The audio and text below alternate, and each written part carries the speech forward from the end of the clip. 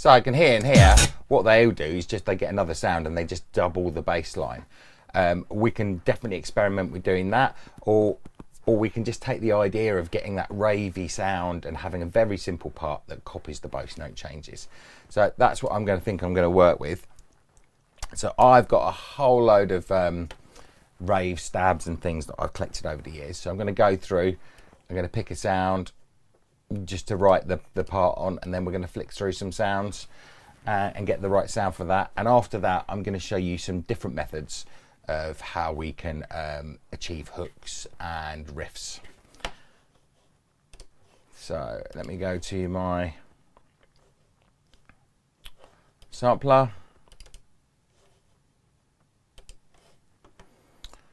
I know where my library's kept. There we go.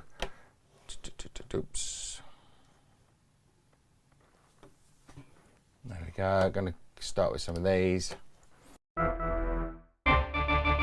These are just sample back rave chords that have been collected over the years.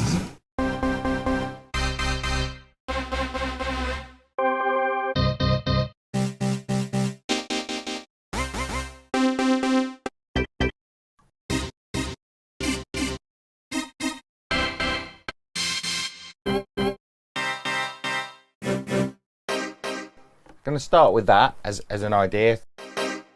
We might go through and change the sound in a minute. So let's have a little look at what our bass note changes are.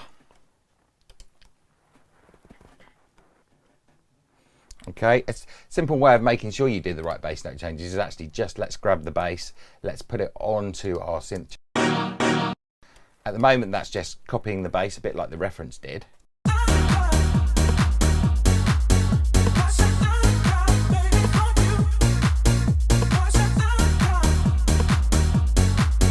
But let's see if we can make that a bit more interesting. But it's a good way to do, just as a starting point when writing a riff.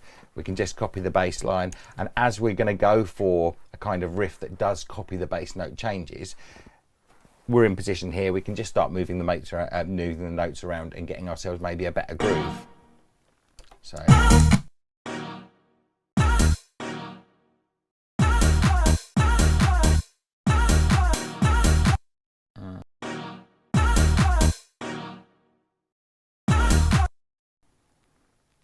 Just going to be a case of experimenting, see what works, see what doesn't work.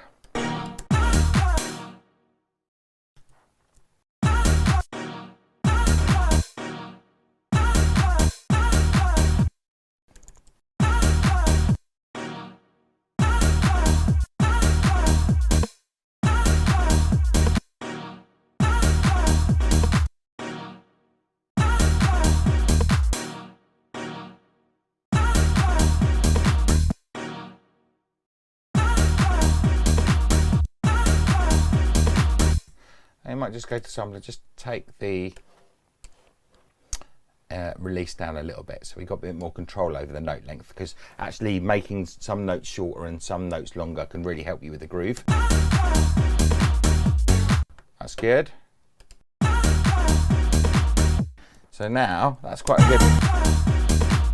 Let's try copying that over to our other note changes. So that'll go to F.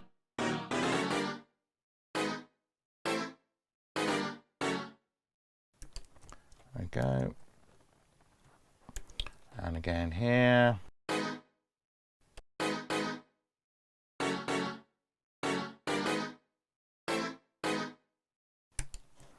and then the last one here, A sharp.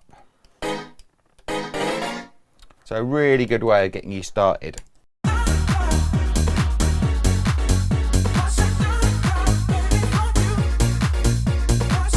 Let's just get a bit of reverb and delay on there just to give us a bit of an idea how it might sound in the finished mix.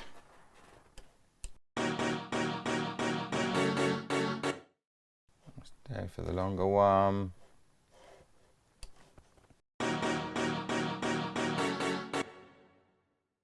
That bouncy delay that I was talking about. Let's name that. Again, if you name stuff now, when you do come to bouncing stems, and navigating around when you're doing the arrangement, it does make your life a lot easier.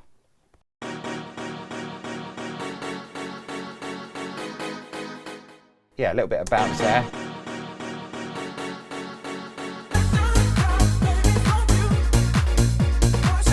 Let's loop that now. Now we've got the part in, I can literally just flick through some other sounds.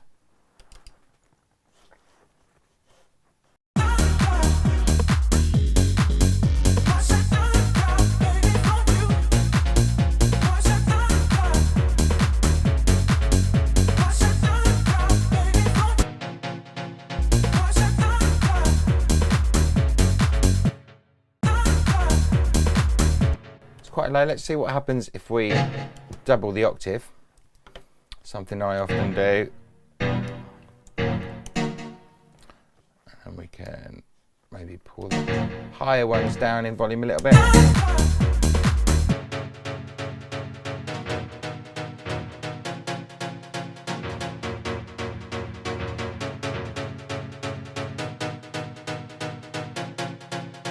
Nice. We're also going to set up a bus for these in a minute.